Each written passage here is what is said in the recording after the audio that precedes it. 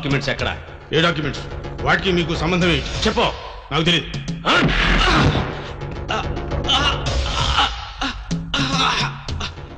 ఆగండి సార్, మీకేం పర్వాలేదు.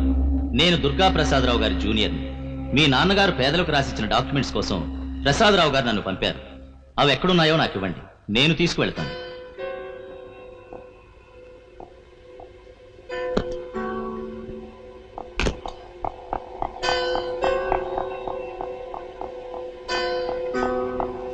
ఇవిగో ఈ డాక్యుమెంట్స్ ఎలాగైనా సరే రేపు ప్రొద్దున కల్లా దుర్గా ప్రసాద్ గారికి అందజేయి ప్లీజ్. తీసుకెళ్ళి. ఓకే, తీసుకోండి.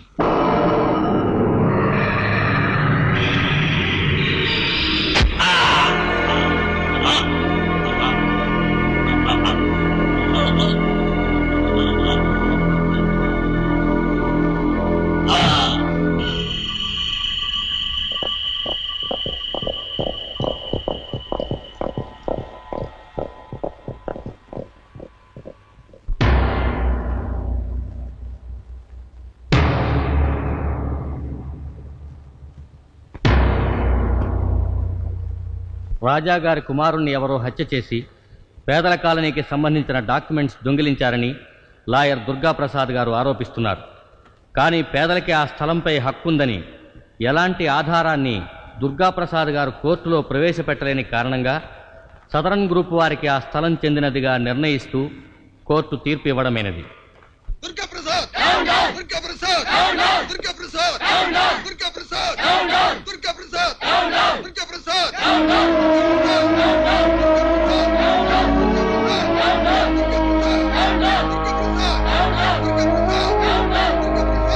సార్, మీరు కేసు ఓడిపోవడం మీద మీ కామెంట్, అది మీ అసమర్థత, కోర్టు అసమర్థత?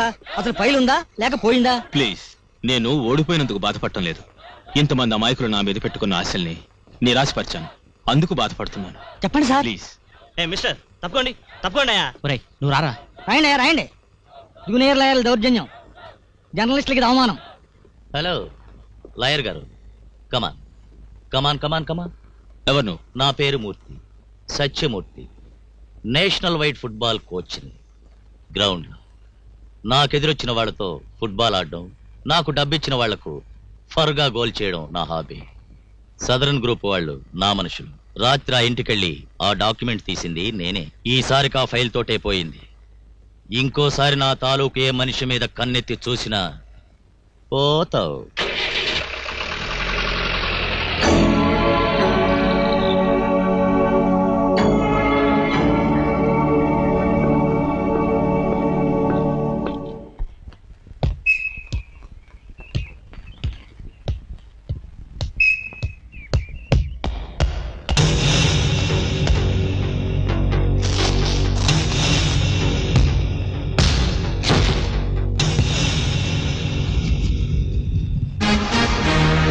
కోర్టులో వాదించడం నా వృత్తి, కోర్టును మోసం చేసిన వాడిని వాయించడం నా హాబీ.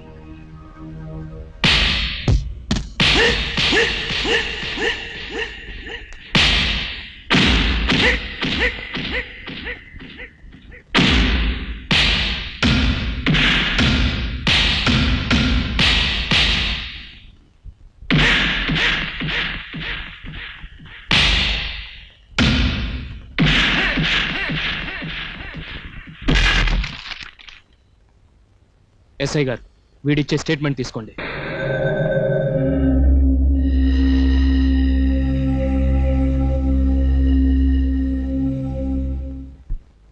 అంటే ఉజ్జయినిడేం పగులిచ్చిందా?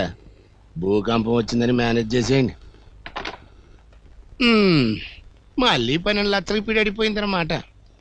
ఎట్టిన టెండర్లు తెలుసు, కట్టిన కాంట్రాక్టులు తెలుసు, ఇట్టంటి సవరాలు తెలుసు. మొత్తం పేని కొసలాభం ఎంత వచ్చిందో చెప్పు. Total profit is. థ్యాంక్స్. అడిగింది చెప్పకుండా పువ్వు సర్దుకుంటావేటే? అది బయట సారిపోయిందిరా బాబు. లంకంత లెక్కలు ఒక నోటితో తక్కువ చెప్పాలంటే కష్టం.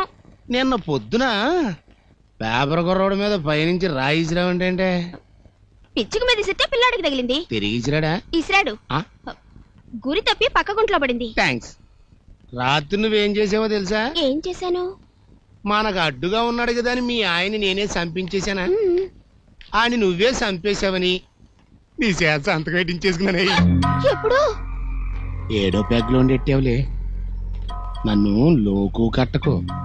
చిరతపుల దగ్గర ఎంత జాగ్రత్తగా ఉంటానో సీమ దగ్గర కూడా అంతే జాగ్రత్తగా ఉంటాను. థ్యాంక్స్. ఒరే అశోక్, ఇలా కోర్టులో తీర్పులు, గొడవలు, వాదనలు అన్ని మానేసి పక్కా వాయింపు సెక్షన్ మొదలు పెడితే కేసులన్నీ త్వరగా తేలిపోతాయని నిరూపించావరా? అసలు ఈ వేళ నిన్ను గురువు గారు మెచ్చుకుంటారు చూడరా. అమ్మ అయితే నీకు దిష్టి తీయడానికి సిద్ధంగా ఉంటుంది. కరెక్ట్. ఊరుకోండ్రా, చేసిందే గురుగారు చెప్పకుండా చేశాను. ఆయన ఏమంటారో ఏమో. చెప్పకుండా చేయటమేరా థ్రిల్లో గిల్లో లోపలికి వెళ్ళాక తెలుస్తుంది. రాయ్, మీరు ఈ రోజు నుంచి ఈ ఇంట్లో అడుగు పెట్టడానికి వీల్లేదు. ఏం జరిగిందండి? వాళ్ళ మీద అరుస్తున్నారు.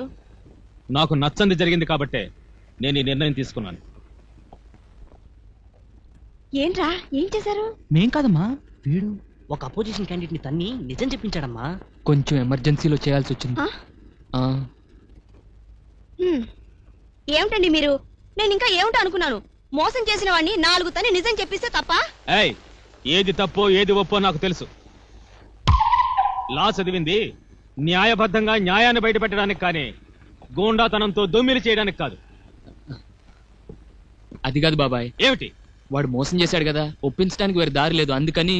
లక్ష్మి, నేను వాళ్ళతో మాట్లాడదలుచుకోలేదు. నాతో మాట్లాడొద్దని చెప్పు. లా చదివి అనాథలుగా తిరుగుతున్న వీళ్ళని చేరదీసింది 3 నీతిగల లాయర్లుగా తయారు చేయాలనే ఉద్దేశంతోనే గాని ఇలా రౌడీలను చేయడానికి మాత్రం కాదు. ఇక్కడి నుంచి పొమ్మని చెప్పు. ఏమిటండి ఇది? ఇంతకాలం సొంత బిడ్డలా చూసుకున్నావు, ఇంత చిన్న తప్పుగా ఇంట్లోంచి పొమ్మంటారా? లక్ష్మి, ఇంకొక మాట మాట్లాడావో నువ్వు కూడా వాళ్ళతో పాటు బయటికి పోవాల్సి వస్తుంది. అది కాదండి. అమ్మా, నా గురించి వాదించకమ్మా. సెక్షన్ ప్రకారం తప్పు దొరికాక జడ్జి గారి తీర్పే న్యాయం అమ్మా. నిజమే, వాడు అబద్ధమే చెప్పాడు. న్యాయస్థానాన్ని మోసం చేయాలనే చూశాడు. అయినా నేను గురుగారిని అడిగి కదా చేయాలి. చేయలేదు. ఈ ప్రయత్నంలో వాడిద్దరు మనుషుల్ని చంపాడు. ఆశలు పెట్టుకుని లేబర్కి అన్యాయం చేశాడు. పోలీస్ స్టేషన్ తీసుకెళ్తే అంతేగాని నిజం చెప్పలేదు. అందరూ దుర్గా ప్రసాద్ గారి శిష్యుడు అదరగొట్టాడని చప్పట్లతో బెదరగొట్టారు. కానీ దుర్గా ప్రసాద్ గారి గుండెల మీద కొడుతున్నామని ఊహించలేదే. మమ్మల్ని ఎందుకు క్షమించాలి? క్షమించకూడదు. అమ్మా, మేమేమన్నా పేగు తెంచుకుని పుట్టిన వాళ్ళమా? పేమెంట్ మేంచి వచ్చిన వాళ్ళం. మమ్మల్ని ఎందుకు క్షమించాలి? అవునరా, మళ్ళీ పేమెంట్ మీదకే పోదాం. ఒరేయ్, ఏంట్రా, నిజంగా వెళ్ళిపోతారా? ఎక్కడికి వెళ్తారా? గూడు లేని పక్షికి ప్రతి చెట్టు గూడేనమ్మా. చెత్త డైలాగ్. తెగిన గాలిపటం ఎక్కడికి వెళుతుందమ్మా? ఏ కరెంటు తీగనో చేరుకుంటుంది. అమ్మా, మీ రుణం ఈ జన్మలో తీర్చుకోపోయినా వచ్చే జన్మలోనైనా తీర్చుకుంటాం. పదండ్రా. ఒరేయ్, ఏమండి? అశోక్, ఒరేయ్, మీ కష్ట తీరిందిగా, రండి భోజనానికి. మన ఇద్దరే కూర్చొని తిందాం. బిడ్డలకు ఇష్టమని గుత్తొంకాయ కూర కూడా చేశాను. నాకు ఆకలిగా లేదు. అవునులేండి, అనాథ బిడ్డల్ని పంపించేశారన్న ఆనందంతో మీ కడుపు నిండి ఉంటుంది. ఏమిటి నన్ను సాధిస్తావు? ఒక తండ్రిగా వాళ్ళని ఆ మాత్రం మందలించే అధికారం నాకు లేదా? వాళ్ళు నా పరువు కోసం ఇదంతా చేశారన్న ఆనందం నాకు లేదనుకున్నావా? పొమ్మంటే వెళ్ళిపోవడమేనా? తప్పు చేశాం, ఇంకెప్పుడు తప్పు చేయం, మమ్మల్ని ఇంట్లోంచి వెళ్ళిపోమనడానికి మీరెవరు అని అడగొచ్చుగా. అవును, తప్పు చేశాం, ఇంకెప్పుడు తప్పు చేయం. మమ్మల్ని ఇంట్లోంచి వెళ్ళిపోమంటానికి మీరెవరు? క్షమించండి బాబాయ్. మళ్ళీ ఎప్పుడైనా ఎవరినైనా తంతారా? ఒకవేళ తన్నినా మిమ్మల్ని అడిగే తంతాం. మిమ్మల్ని అడిగాకే తంతాం. సరే, వెళ్ళి భోంచేయండి. వెళ్ళండి. లలలు లలలు. రండి భోజనానికి.